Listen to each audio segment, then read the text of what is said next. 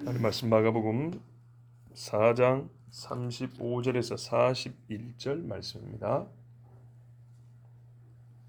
35절에서 41절 말씀 보겠습니다.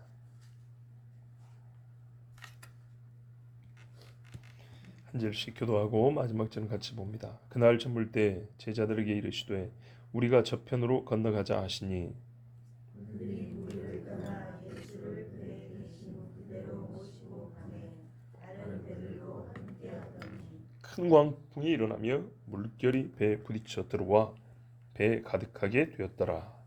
예수께서는 호흡에서 배를 들고 모시셨더니 제자들이 깨우며 이르시되 선생님이여 우리가 죽게 된 것을 도저히 아니하시나이까 하니 예수께서 깨어 바람을 꾸짖으시며 바다더러 이르시되 잠잠하라 고요하라 하시니 바람이 그치고 아주 잔잔하여지더라. 이에 제자들에게 이르시되 어찌하여 이렇게 무서워하느냐 너희가 어찌 믿음이 없느냐 하시니 그들이 심히 두려워하여 서로 말하되 그가 누구이기에 바람과 바다도 순종하는가 하였더라. 아멘. 오늘 말씀은요, 앞에 예수님이 가르치신 이후에 일어난 사건인데 장수로는 4장에 기록되어 있지 않습니까? 근데 5장과 상당히 밀접한 관련이 있다는 것을 아셔야 합니다. 사건은 별개로 보이는데요, 이 영적으로, 또 너무 영적으로 하면 또 신비적으로 하는 게 아니고요, 우리 육의 눈으로 보이는 것 이면에 영적인 세계에서는 이 천사나 악한 마귀나 우리 사람들이 가지고 있는 눈보다는 조금 앞서가는 것 정도를 인정하시죠? 조금 앞서가는 것. 그런 측면에서 보면 이해가 되는 이야기입니다. 자, 보십시오. 예수님이 배를 약간 띄운 상태에서 설교를 하셨어요. 그렇죠? 그리고 여기 보니까 배에 계신 그대로 그랬어요. 그러니까 아마 배에서 서서 설교를 하시고 저녁 때쯤 되니까 사람들이 이제 많이 물러가고 그 배에 계신 그대로 몇 척 배에 이렇게 떠가지고, 배끼리 서로 이렇게 묶거든지 해가지고 이렇게 몇 척이 나란히 앉아가지고 이제 아마도 뭐 간단하게 저녁이라 드시면서 대화도 하시고 또 그 와중에 제자들에게 몇 가지 더 풀어 가르치시고, 이제 정황적으로 볼 때 그랬던 모양이에요. 그래서 예수님이 이제 완전히 날이 저무니까 자야 되잖아요. 그런데 저쪽 건너편으로 가자 이런 거예요. 그러니까 제자들이 어떻게 해요? 선생님 말씀 따라해줘요. 그래서 이제 건너편으로 그 배 그대로 내려서 쉬어야 되는데 안 쉬고 그 배 그대로 노저 가르고 있는 거예요. 뭐 돛을 달아도 좋고 노를 줘도 좋은데 기본적으로 작은 배입니다. 작은 배. 우리가 그 앞에도 보면 나왔죠. 맨 처음에 예수님이 그 배에 떠 있는 배에 올라 앉으시고 그렇게 증거하셨다 이래 있잖아요. 이 바다 자체가 큰 바다가 아니고 사람들이 이렇게 많이 타지 않은 그런 배이기 때문에 작은 배인데 여기서 이제 배가 출발하자 예수님이 피곤해서 주무셨어요. 어디서 주무셨냐면 마태복음 보면 고물 이렇게 돼 있어요. 이물과 고물이 있는데 이물은 배 앞부분이고 고물은 뒷부분입니다. 그러니까 뒤에 키 있는 쪽에 이쪽에서 이렇게 주무신 거예요. 자, 그런데 이스라엘에 이제 가보신 분도 보셨겠지만 안 가보신 분도 제가 대충 크기를 얘기해 드렸어요. 대충 크기가 아주 심플하게 얘기하면 가로 10km, 세로 20km. 이게 갈릴리 바다라고 생각하면 됩니다. 정확한 수치는 좀 다릅니다. 이거보다 좀 작을 수도 있습니다. 그런데 하여튼 대충 이 정도 크기예요. 그러니까 요 안에서 풍랑이 일 것 같으면 조짐이 보여야 되잖아요. 근데 이날 조짐이 보였는데도 불구하고 출항을 했거나 아니면 갑자기 일어난 바람이거나, 왜? 바다가 너무 작아요. 어머니 가서 민물이니까 호수인데 너무 작은 거예요. 예수님이 이 위아래로 움직이시는 게 아니에요. 보통 위에서 내려오면 거의 유대 땅 가까워진단 말이죠. 지금 유대 땅 가려고 한 게 아니라 갈릴리 지역 요 동네에서 계속 움직이시기 때문에 예수님이 이동하신 거리는 가로로 제일 넓어야 한 10km 정도니까 실제로는 그거보다 덜 되겠죠. 예, 10km 안짝에서 이동을 한단 말이죠. 자, 봐보세요. 다라이가 있어요. 다라이가 이렇게 타원형의 다라이가. 타원형의 다라이가 있는데 가운데가 제일 멀어도 10km인데 요만큼 위에 타원형이면 요만큼에서 가면 더 좁겠죠. 그죠? 요렇게 와야 10km인데 요만큼에서 더 좁다고. 하여튼 보통 요렇게 다녔다고요. 지금 유대 땅 가려면 밑으로 내려가실 건데 유대 땅 갈 일이 없으니까. 왜? 오제 보니까 거라사 지방 갔다 왔잖아요. 그렇죠? 거라사 지방 해봐야 가로로 옆으로 가는 거예요. 자, 그러니까요. 약간 비스듬히 가다 어쨌든 간에 맥시멈 길어봐야 10km 안짝 정도 된다 이 말이죠. 그러면 노를 짓는 속도를 생각해 보세요, 여러분. 노를 젓거나 바람을 타면 좀 빠르긴 하지만 노를 젓다 치더라도 우리 시골에서 노를 지어 가잖아요. 조그만 배 한 4-5명이 타면 혼자 노를 지을 수 있는데 10명이 넘어버리면 혼자 노 젓기 어렵습니다. 몇 사람이 노를 지었겠죠, 같이. 그러면 사람 걷는 속도 정도 나옵니다. 일반 사람 걷는 속도 한 4km 되거든요. 평균 4km인데 배가 그 정도 속도 잡고요. 아니 3km로 잡는다 하더라도 3시간이죠. 제일 넓은 데를 생각해도. 그러니까 쉽게 말하면 2-3시간 안에 간다 이 말이죠. 예, 2-3시간 안에 지나가요. 그럼 2-3시간 안에 지나가면 조금 날이 저물었지만 어떻게 해요? 전기불 없는 시간에 날이 저물었으면 요즘으로 따지면 한 8시, 9시 되면 건너편에 도착할 수 있겠죠. 어림잡아 아주 늦은 밤이 되기 전에 도착할 수 있고요. 이렇게 출발했다고요. 거리로 보면 그 정도 된다 이 말이죠. 자, 그랬는데 예수님이 그러니까 그 정도 되니까 제자들도 자야 될 거 아닙니까? 그러니까는 좀 피곤하긴 하지만 많이 잡아야 2-3시간 가면 되니까 밤이니까 잘 안 보이니까 좀 약간 헤맨다 치더라도 한 3시간 가면 되니까 돌아가면서 노 젓고 가자 이런 거죠. 제자들이 그렇게 가니까 옆에 있던 배들이 몇 척 함께 갔어요. 예수님 말씀 듣고자 하는 함께 따라다니는 무리들이 있어서 배를 몇 척 같이 이렇게 갔어요. 한 척 한 게 아닙니다. 보세요, 본문에 36절에 그들이 무리를 떠나 예수를 배에 계신 그대로 모시고 감에 다른 배들도 함께 하더니. 우리 성경 많이 봤는데 오늘 이 말씀 또 새롭게 보이죠. 몇 척이 같이 갔어요. 그런데 큰 광풍이 일어나며 이게 그러니까 놀라운 겁니다. 뭐냐면 광풍 말 그대로 미친 듯한 바람이거든요. 그죠? 미친 듯한 바람, 소위 한국식으로 하면 돌풍이라고 그러죠. 예, 순식간에 이렇게 확 뒤집어 버리는 갑자기 일어나는 바람들이죠. 이거를 예상을 못한 거죠. 이 제자들이 상당수가 뱃사람이잖아요. 이거를 좀 강조하는 경향이 많긴 한데 적어도 여기서는 쓸모가 있어요. 상당수가 뱃사람이기 때문에, 그리고 이 동네에서 살았기 때문에 이 동네 바람 보면 알아요. 동네 사람들 보면 바람 방향을 보면 어떤 파도가 부는지 대충 알아요. 근데 이 밤에 보니까 얼마나 위험하냐면 배가 가라앉게 생겼다는 말이에요. 파도가 쳐서 물이 들어오고 그 조그만 데인데 말이죠. 그리고 비가 내린 거예요. 비가. 그러니까는 비바람이 같이 치는 거예요. 비바람이. 말 그대로 폭풍우입니다. 폭풍우. 그러니까 이 배가 물이 차는 거예요. 그러니까 배가 크지 않다는 걸 알 수 있죠. 한두 시간 비바람 쳤다고 물이 차는 배 얼마나 크겠습니까? 그렇죠? 그리 크지 않은 배인 거예요. 그리고 예상하지 못했다고 봐야 됩니다. 예상했으면 제자들이 가자 소리 안 했겠죠. 왜? 뭐라고 말합니까? 우리가 죽게 되었다 그랬거든요.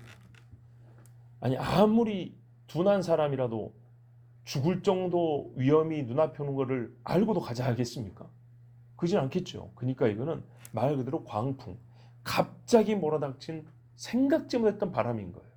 자, 요 바람이 부는데요. 예수님이 베개를 메고 주무시더라. 뭐 베개 뭐 얼마나 좋은 게 있었겠어요. 뭐 이렇게 대고 주무신 거죠. 근데 제자들이 깨웠어요. 37절을 빼면 돼요. 물결이 배에 부딪혀 들어와 배에 가득하게 되었더라. 가득하게 될 정도면 다 무릇을 찼다는 얘기고, 여차하면 예수님도 지금 물에 흠뻑 젖게 생겼는데 약간 이렇게 낮은 데 있고 높은 데 있겠죠. 이렇게 주무시고 계시니까 예수님이 이 정도 시끄러우면 일어나실 법도 한데 여기가 이제 좀 포인트입니다. 안 일어납니다.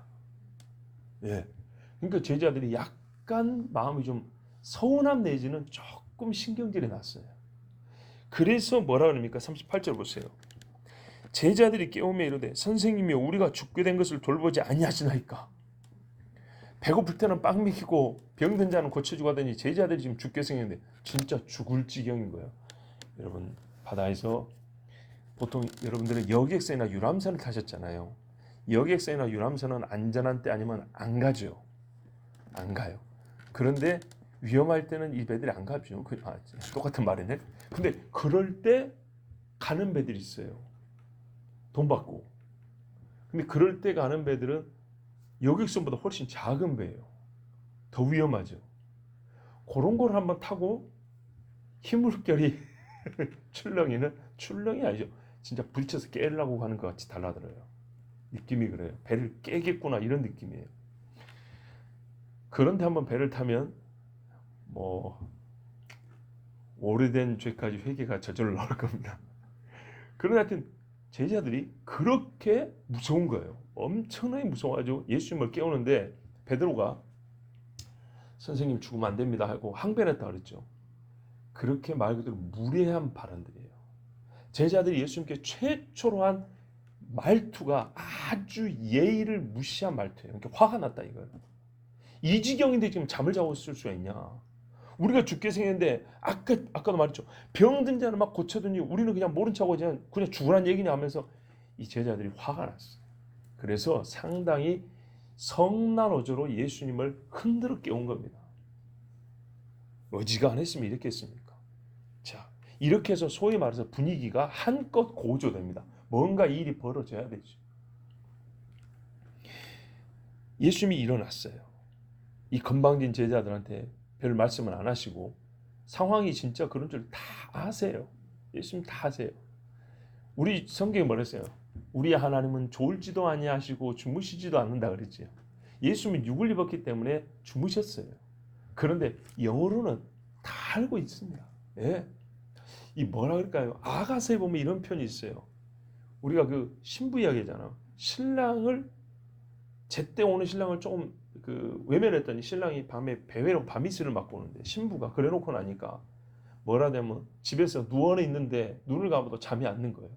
내가 눈은 감기로 했지만 마음은 깨어 있다. 그러면서 밖에서 똑똑하니까 신랑인가 이러고 나왔다는 거예요. 이게 사실은 우리 신앙인들의 영적 자세를 보여주기도 합니다. 눈은 감았으나 내 마음이 자고 있지 아니하니. 예수님 항상 깨어 있어야 그러죠. 그래서 밖에서 신랑이니까 오 나의 사랑이 하고 와서 문을 확 열어줬다 이 말입니다. 그게 아가서 5장인가 보면 나와요. 자, 그런 것처럼 주님도 우리를 향해 주무시지 아니하시고 우리는 어떻게 해요? 이렇게 맞군요. 주님도 주무시지만 깨어 계시고 신자도 잠을 자지만 깨어 있는 겁니다. 자, 예수님은 다 하셨어요. 그래서 일어나셔서 뭐 하셨냐? 바람을 꾸짖으시며 아니 바람이 뭐 얘가 무슨 죄가 있습니까? 바람이 무슨 뭐 인격체도 아니고 그죠? 아니 내가 지나가다가 이 돌뿌리에 걸려갖고 넘어졌는데 이런 버르장머리 없는 돌 같으니라고 어디 감히 내 앞에서 이런 사람은 조금 의심스러운 사람이죠. 예수님이 지금 바다를 꾸짖으신 게 이 사이즈가 다를 뿐이죠. 바다라는 거, 이렇게 호수하고 돌하고 크기만 다를 뿐이지. 사실 그 무생물한테 뭘 꾸짖을 게 있습니까? 이게 포인트라는 겁니다. 잠잠하라 고요하라. 물론 이거 시적 표현이 될 수도 있어요. 그러니까는 물결은 내려가라. 요거를 조금 은유적으로 조용히 해 이렇게 할 수 있잖아요. 예수님의 표현은 사실 마치 떠드는 애들, 앞뒤 분간 못하고 아주 무질서하게 난장판을 치는 그런 사람들한테 막 뭐라 그러지? 조용히 입 다물어. 어디 시끄러워. 막 이런 거 있죠. 마치 이런 투예요. 표현을 조금 더 와닿게 하면 사람한테 꾸짖는 것처럼 하시는 거라고요. 네. 지금 어디서 어른 주무시는데 이놈 새끼들 버리장머리 시끄러워. 막 이런 거 있죠. 꼭 그 비슷하게 예수님이 마치 사람에게 하듯이 꾸짖은 거예요. 그랬더니 바다가 어떻게 되냐? 예, 알겠습니다 하고 조용해졌다는 겁니다. 자, 겉보기는 어떻게 하죠? 이 예수가 사람만 고치는 게 아니라 자연 만물도 다스리는 창조주시구나. 그죠? 이것도 좋은데 우리는 그 이면도 봐야 되죠. 예수님을 마귀는 항상 죽이려고 합니다. 그렇죠? 육체를 입었기 때문에 말 그대로 육을 입은 예수가 잠을 자고 있는 동안에 노리기가 좋죠. 그러면 항상 잠 안 잤냐? 여러분 우리가 이걸 아는다. 육체는요 환경의 제약을 받아요. 거꾸로 말하면 마귀가 쓰기 좋은 환경들이 있어요. 그렇죠? 저 새끼를 타락시켜야겠다 이렇게 마음을 먹는데 교회로 데려다니겠어요? 나이트클럽을 데려가겠어요? 쉬운 이야기죠. 환경적으로 좋을 때 있어요. 사람이 살다 보면 병들 때 있거든요. 건강할 때가 있고. 그런데 건강할 때 하나님을 원망하게 만들면 이게 쉽게 잘 될까요? 잘 안 되죠. 근데 약을 써도 안 낫는 그런 병이 걸렸어요. 그럴 때 원망하려면 쉽지요.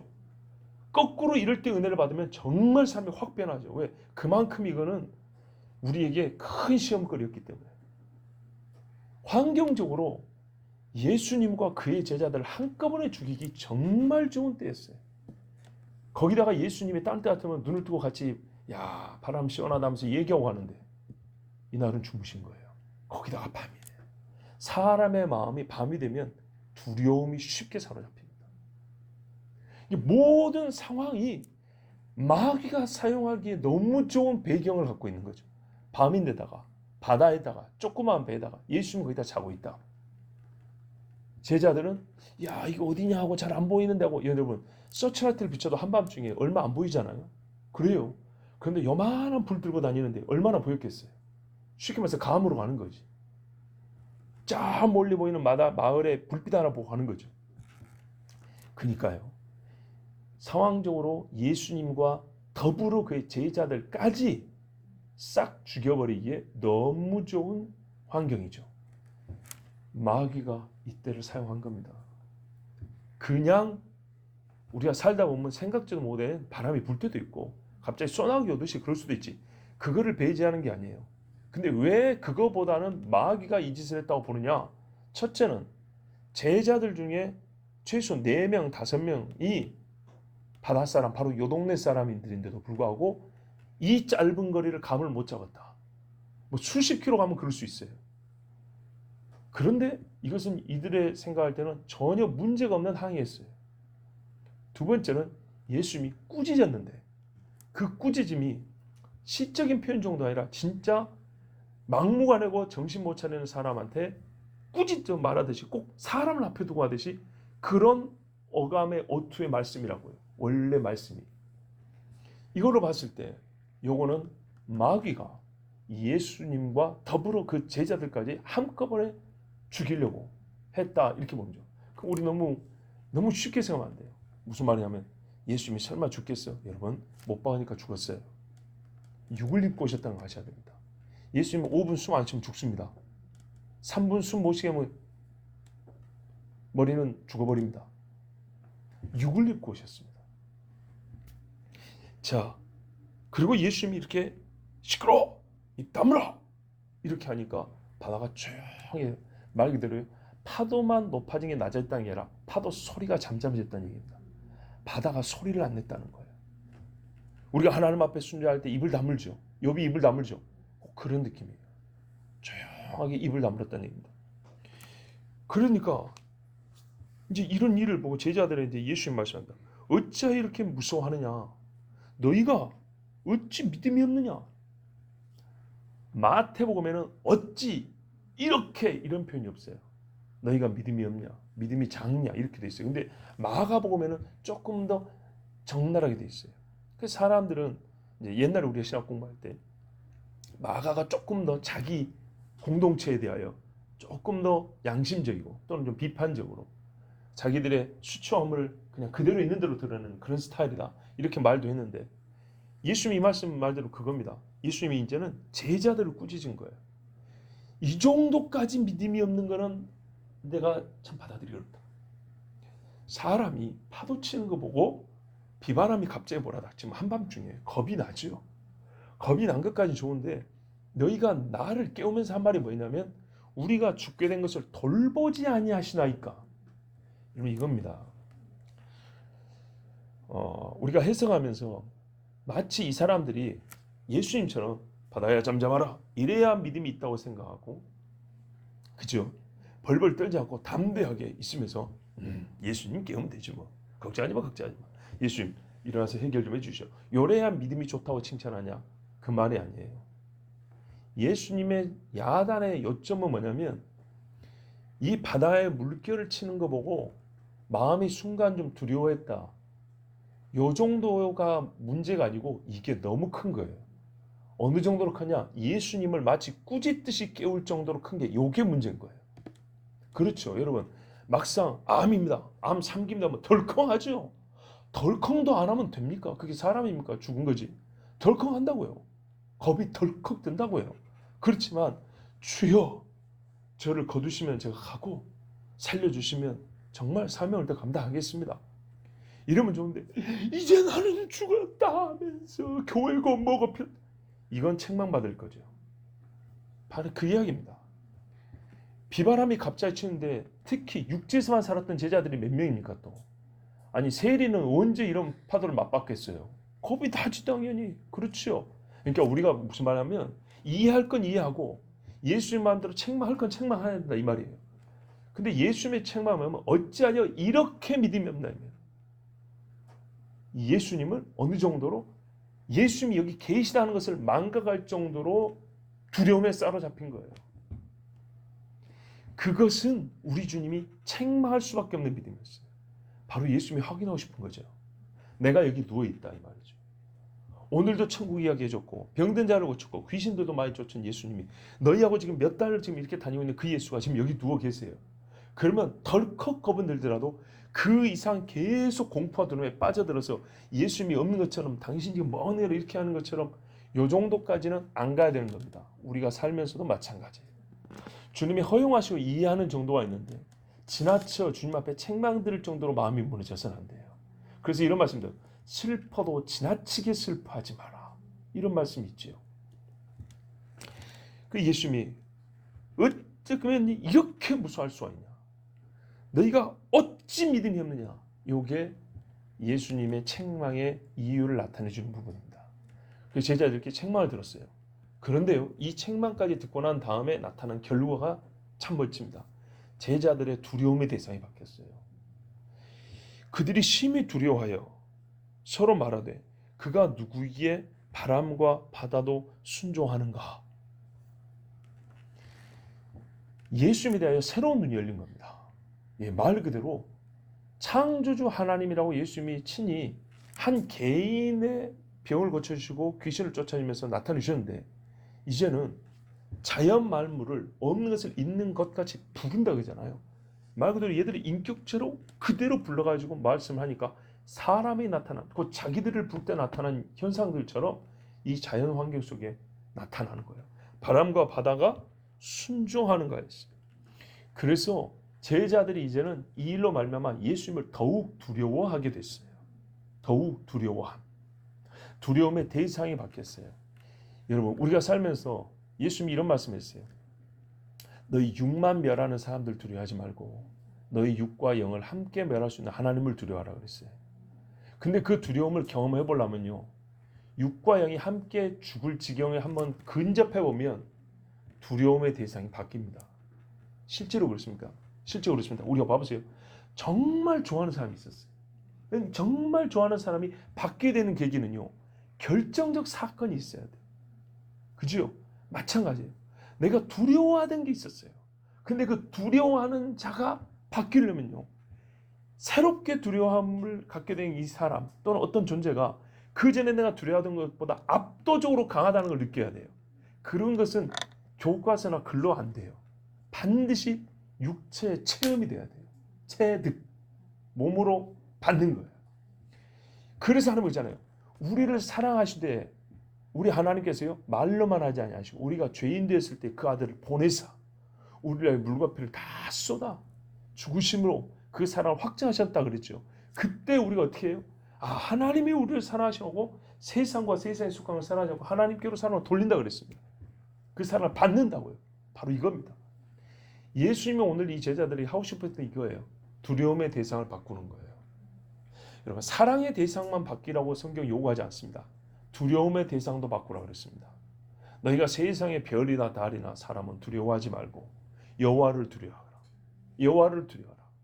여호와를 사랑하는 말씀과 여호와를 두려워하는 말씀은 거의 함께 나오는 짝입니다. 짝.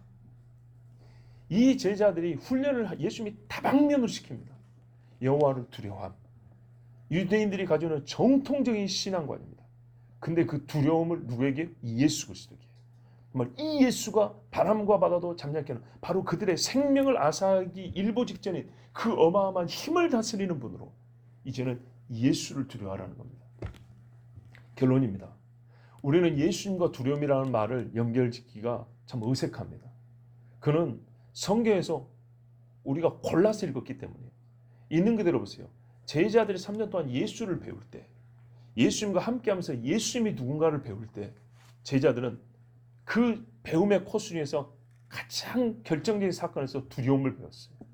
이 예수는 우리가 친한 벗인 것처럼 아까 같이 건방지게 깨울 뿐이 아니고 우리가 두렵고 경외해야 될 뿐이다. 이것을 같이 배운 거예요. 자, 그런데 이제 이 사건의 배후를 한번 생각해 볼까요? 이 사건의 배후, 왜 갑자기 돌풍이 났냐? 이건 엄청난 힘입니다. 여러분 이거 아셔야 됩니다. 악한 영들은요, 유한한 존재이기 때문에 모이면 모일수록 강해집니다. 전능한 존재는 하나든 백이든 그 차이는 의미가 없습니다. 참 이렇게 표현해서 말 자체가 안 되죠. 전능한 존재가 다수가 있다는 그 자체가 말이 안 됩니다. 왜? 다수가 있을 때는 필연적으로 일 개인은 한정이 되어 있게 됩니다. 이 안에 우리 사람 몇 명 있으니까 혼자 있을 때보다 공기를 나눠 마셔야 됩니다. 무슨 말인지 알겠죠? 얘란다. 죄송합니다. 만약에 하나님도 전능하고 또 다른 전능자가 있다면 전능? 뭐든지 다 하는데 이게 서로 같이 존재가 된가요? 불가능하죠. 저놈 없어져 버려라. 서로 그런데 이게 전능이 돼요? 안 돼요. 그래서 전능은 반드시 1인, 한 신이어야 됩니다. 딱 한 분의 신이어야 됩니다. 자, 그런데 피조물은 다 유한하죠. 자, 전능한 분은 누구예요? 우리 여호와 하나님밖에 없습니다. 근데 피조물은 유한해요. 유한하기 때문에 유한한 것들은 모이면 모일수록 세집니다. 귀신 하나 쫓아놨더니 더 보세요. 강한 자 7이에요. 각기 가지고 있는 능력치가 달라요. 좀 약한 애가 있고 강한 애가 있고. 그런데 이 나간 귀신이 지가 약하니까 어떻게 했냐면 지보다 강한 귀신을 7을 불러들였다 이렇게 돼 있어요. 그 말은 무슨 말이냐? 강한 자가 모이면 모일수록 더 강해지죠. 그만큼 힘이 세지고 몰아내기도 어렵다는 것이고, 걔들이 역사하는, 참 뭐 쓰고 싶진 않지만 걔들이 역사하는 이 나타나는 활동의 증거, 활동의 현상들, 이것도 굉장히 셉니다. 제가 무슨 이야기 하려는지 아시겠죠? 거라사지마에 가보니까 군대의 귀신이 2000이라고 돼 있어요. 귀신의 정체가 뭐냐? 지금으로서는 말씀드리기가 좀 곤란한데 적어도 죽은 사람의 원혼 이런 거 아닙니다. 절대 아닙니다. 그러면 타락한 천사들이냐? 성경에 타락한 천사들은 밑에 묶어놨다 돼 있어요. 제가 항상 고민이 이거 있어요. 묶어놨는데 위에서 돌아다니는 애들은 뭐냐? 오늘은 그 주제를 얘기하는 시간 아니니까 일단 나중에 말씀드리도록 할게요.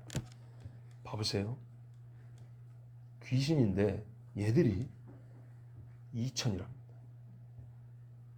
2000. 아니 2000이라는 게 아니고 돼지 2000마리를 다 몰살시킬 정도로 엄청난 귀신의 무리였습니다.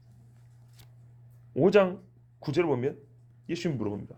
네 이름이 뭐냐 그랬더니 군대니 우리가 많음이니다 이랬어요. 그렇죠? 잘 보세요.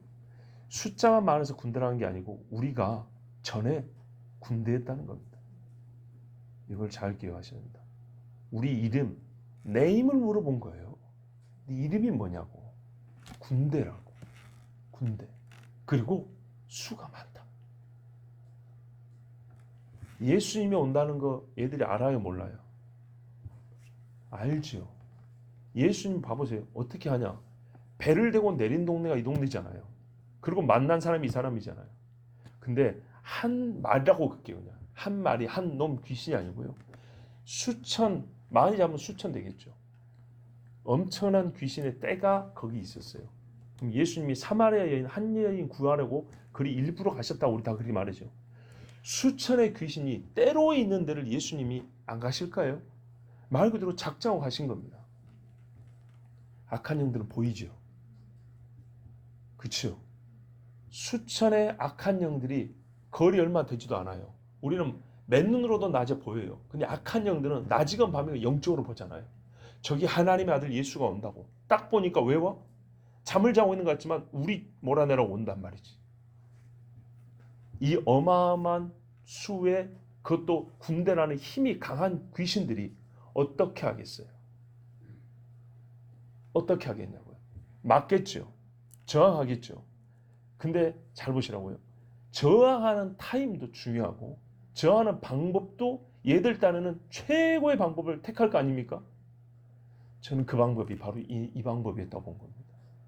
그래서 예수님이 그냥 바람과 바다 아니라 보인 놈들 있죠. 이 더러운 영들이 바다 위에 올라서 쫙 난리를 친다 이거죠.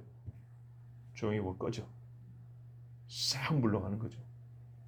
여러분, 우리가 살면서 실제로 이런 일들이 많습니다. 귀신은 적어도 물에 빠지질 않습니다. 돌아다닙니다.